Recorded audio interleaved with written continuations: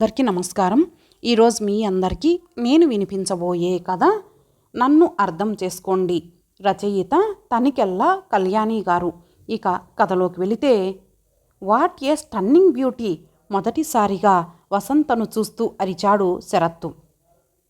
శరత్తు మాటలకి త్రొల్లిపడ్డ సారథి తల ఎత్తి చూస్తే అక్కడ వసంత కనిపించింది. వసంత అందం ఎలాంటిదో సారథికి తెలుసును. కానీ స్నేహితుడి హితం కోరి ఇంట్లోకి తీసుకెళ్ళిపోయాడు. సాయంత్రం బ్యాంకు నుండి వచ్చాక స్నేహితుడిని వదలలేదు శరత్తు. ఒరేయ్, ఆ అమ్మాయి చాలా బాగుంది కదూ! ఏ మేనకో తిలోత్తమో పొరపాటున భూమి మీదకు వచ్చినట్లుంది. వివరాలు వినడానికి నా మనసు ఉవిల్లూరుతుంటే నువ్వు ఇలా ఉండడం అన్యాయం రా! శరత్తు నిష్ఠూరంగా అన్నాడు. అతడి కళ్ళకి అటూ ఇటూ పనులు చేస్తూ చురుకుగా కదులుతున్న వసంతే కనిపిస్తోంది. వివరాలు అందిస్తే నేను అన్యాయమైపోతాన్రా అంటున్న సారథిని వింతగా చూశాడు శరత్తు. అదేమిటి గురు, నీ కళ్ళకి నేను రోడ్ సైడ్ రోమియోలాగా కనిపిస్తున్నానా? శరత్తు కినుకగా అడిగాడు. ఆ అమ్మాయి వివరాలు విని నా అర్ధాంగ లక్ష్మిని చేసుకోవాలని అడుగుతున్నాను అంటూ విషయం వివరించాడు. సారథి ఇంకా అసలు విషయం చెప్పక తప్పలేదు. అంతా విన్న శరత్తు ఖిన్నుడయ్యాడు. అంత చిన్న వయసులో ఆ అమ్మాయికి వైదవ్యమా? అతడి మనసు బాధతో చుట్టుకొనిపోయింది. పట్టుబట్టి తాను విడిగా ఉండడానికి సారథి దంపతులను ఒప్పించాడు శరత్తు. వాళ్ళిద్దరి మధ్య అతడికి ఊపిరాడటం లేదు. ఎంత దగ్గర స్నేహితుడైతే మాత్రం ఆ దంపతుల మధ్య ఎలా ఉంటాను అని అనుకున్నాడు శరత్తు. డబ్బుకి లోటు లేదు. సారథి ప్రక్కనున్న వాటా అద్దెకి తీసుకున్నాడు. తల్లిదండ్రుల గొడవ వలన ఎలాగో ట్రాన్స్ఫర్కి అప్లికేషన్ పెట్టేశాడు. స్నానం చేసి బాత్రూంలో నుండి బయటకు వస్తున్న శరత్తు మేడ మీద నుండి కనిపిస్తున్న వసంతను చూస్తూ అలాగే నిలబడిపోయాడు. వసంతకు కనబడకుండా ఆమెను పరిశీలనగా చూడసాగాడు. వసంత చూపులు ఎక్కడో చిక్కుబడినట్లు కనిపించడంతో అతడు కూడా అటువైపు చూశాడు. సారథి, పద్మ అతని కంటబడ్డారు. ఆ దంపతుల అనురాగం అతడికి చూడముచ్చటగా అనిపించింది. ఆవకాయ ముద్దకి వెన్నపూస జత చేసి తినమని బలవంతం చేస్తున్నాడు సారథి. పద్మ తల పక్కకి తిప్పబోవడంతో ఆమె చెయ్యి పట్టి లాగి మూతికి వెన్నపూస రాసేశాడు. పద్మ కోపంగా చూసినా అతడికి లెక్కలేదు. పద్మ నాలుకతో వెన్నను లోపలికి తీసుకుంటూ ఉంటే వెక్కిరింతగా చూస్తున్నాడు సారథి. శరత్తు కూడా తమ విషయం మర్చిపోయి ఆ దృశ్యం చూసి నవ్వుకున్నాడు. చంటివాడి ఏడుపు వినిపించేసరికి వసంత తెప్పరిల్లింది. శరత్తు కూడా నవ్వుతూ వసంత వైపు తిరిగాడు. క్షణకాలం ఇద్దరి చూపులు కలుసుకున్నాయి. టర్కీ టవలు భుజాల చుట్టూ కప్పుకున్నాడు. అనాచ్ఛాదితంగా ఉన్న అతని వక్షస్థలంపై వసంత చూపులు చిక్కుబడిపోయాయి. గుబురుగా ఉన్న నల్లటి వెంట్రుకల మీద నిలిచిన నీటి బిందువులు మెరుస్తున్నాయి. అతడి పచ్చటి శరీరంపై పడి సూర్యకిరణాలు కాంతిని వెదజల్లుతున్నాయి. వసంత ఒక్కసారి ఈ లోకంలోకి వచ్చి పడింది. శరత్తు ఆమె దృష్టిలో తరచుగా పడుతూనే ఉన్నాడు. శరత్తుకి ఆమె మొహం సమ్మోహనంగా కనిపించింది. అతడు రెప్పవాల్చకుండా ఆమెను చూస్తూ నిలబడ్డాడు. వసంత తలదించుకొని వెళ్ళిపోయింది. పద్మ వలన వసంతకి శరత్తు వివరాలు తెలుసును. అతడి చిరునవ్వు తనను వెంబడిస్తున్నట్లు అనిపించడంతో వసంత బెదిరిపోసాగింది. అతడిని తప్పించుకొని తిరగసాగింది. తను ఒక వితంతువు అయినా సరే మనసు ఈ విషయాన్ని గుర్తుంచుకోదేం? ఒంటరితనం నుండి పారిపోవాలనుకుంటుందా ఏమిటి? తండ్రికి ఈ విషయం తెలిస్తే అమ్మో ఇంకేమైనా ఉందా? వసంత ఒళ్ళు భయంతో జలధరించింది. ఏది ఏమైనా తను ఈ సాదా బ్రతుక్కి అలవాటు పడాలి. వసంత ఎంత గట్టిగా మనసులో అనుకున్నా లాభం లేకపోతోంది. కాలం నత్తనడకన నడుస్తున్నట్లే అనిపిస్తోంది. ఈ నిరాసక్తమయ్యే జీవితం గడపాలంటే విరక్తి వస్తోంది. వసంత రోజు రోజుకి చిక్కిపోతోంది. తల్లి వదిన గమనించినా ఏమీ చేయలేకపోతున్నారు. ఇంటి పనులు చేస్తూనే ఉంది. అవన్నీ ఒక యంత్రంలాగా చేసుకొని పోతోంది. ఆమె మనసులోని సంఘర్షణకు తట్టుకోలేకపోతోంది. సన్నజాజులు కోయడం, మాల కట్టడం కూడా వసంత పనే. వాటిని చూస్తుంటే ఆమెలో కోరికలు తలెత్తుతున్నాయి.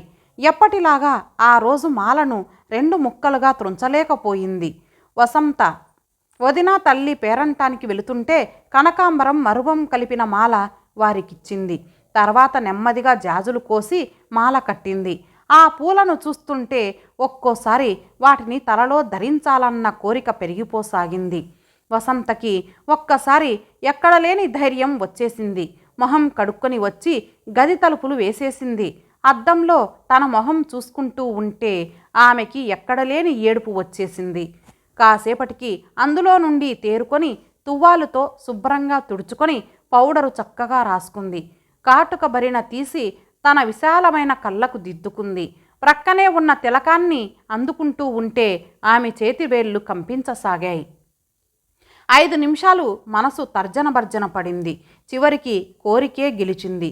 కనుబొమ్మల మధ్య గుండ్రంగా అమరిన అందమైన బొట్టు నీ అందానికి నేనే కారణం సుమా అంటూ గర్వంగా చూసింది. జడలో అమరిన సన్నజాజుల మాల వాసనలు గదంతా వ్యాపించాయి. పొడవైన జడను ముందుకు వేసుకొని అద్దంలో చూసుకున్న వసంత కళ్ళల్లో ఎంతో తృప్తి, దూరమైన వాటిని పొందగలిగిన సంతోషం ఆమెలో అణువణువున కనిపిస్తోంది. బీరువా దగ్గరకు నడిచి నచ్చిన చీరను తీసుకొని కట్టుకుంది.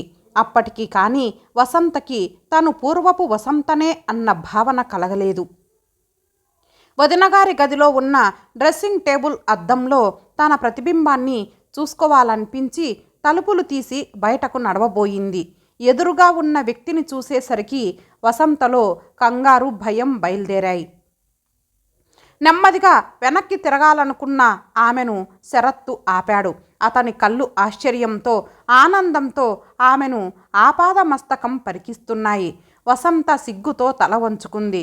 మీరు ఎప్పుడూ ఇలాగే ఉండాలని ఎందుకు అనుకోరు?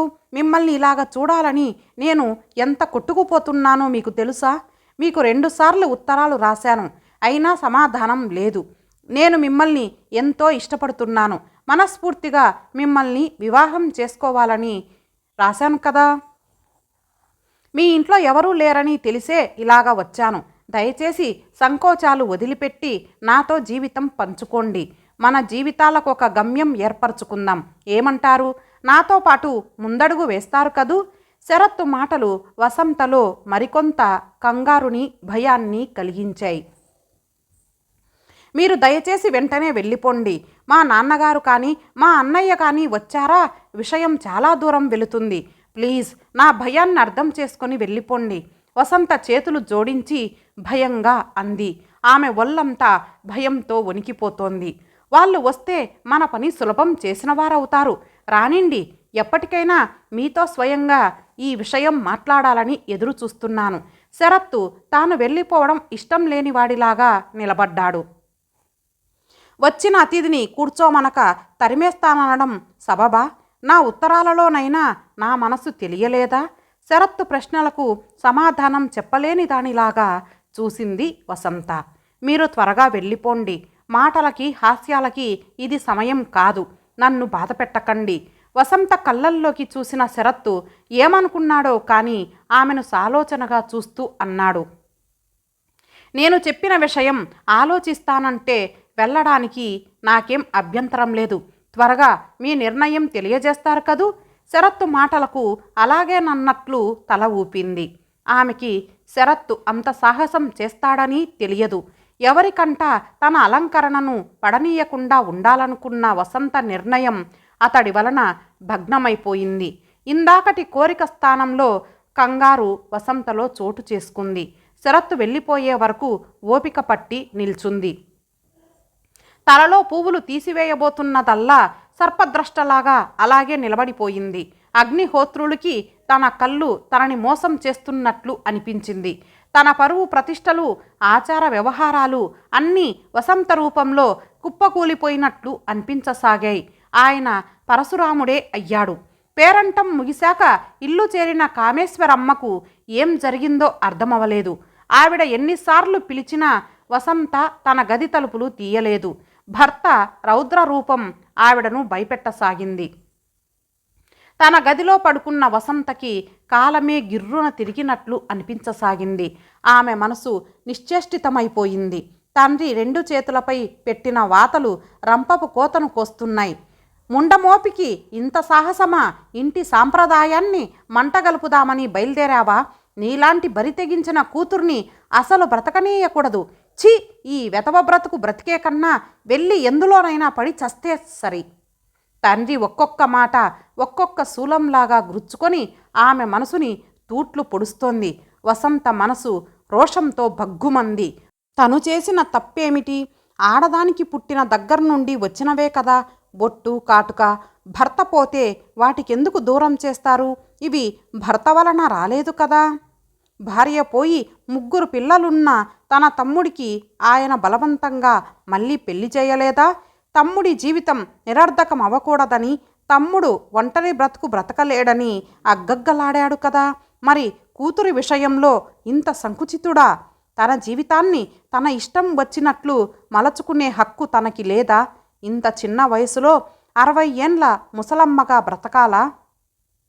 వసంతకి తన అక్కగారి మాటలు గుర్తుకొచ్చాయి. నాన్నగారి మడి ఆచారాలు చూసి మా అత్తగారు ఒక్కటే పొంగిపోతారమ్మా. నిప్పును కడిగే వంశం అని మెచ్చుకుంటూ ఇరుగు పొరుగులకి చెబుతారు. పెద్ద కూతురి మాటలకు తల్లిదండ్రుల మొహాలలో గర్వరేఖలు. వాళ్ళు 10 మంది మెప్పు కోసం బ్రతుకుతారు. తాను మాత్రం జీవించడం కోసమే జీవితం అనుకుంటుంది. వసంత తన చేతుల వైపు చూసుకుంది. ఈ సారహీనమైన బ్రతుకు తనకిక వద్దు. బ్రతికిన 4 రోజులు కలకలలాడుతూ గడపాలి. తండ్రి తల్లి తనను ఆదరించకపోయినా పర్వాలేదు, అర్థం చేసుకుంటే చాలు. అదే తనకి 10,000. తను తీసుకున్న నిర్ణయం పట్ల కలిగిన ధైర్యంతో ఆమె మొహం వింత కాంతితో ప్రకాశించసాగింది.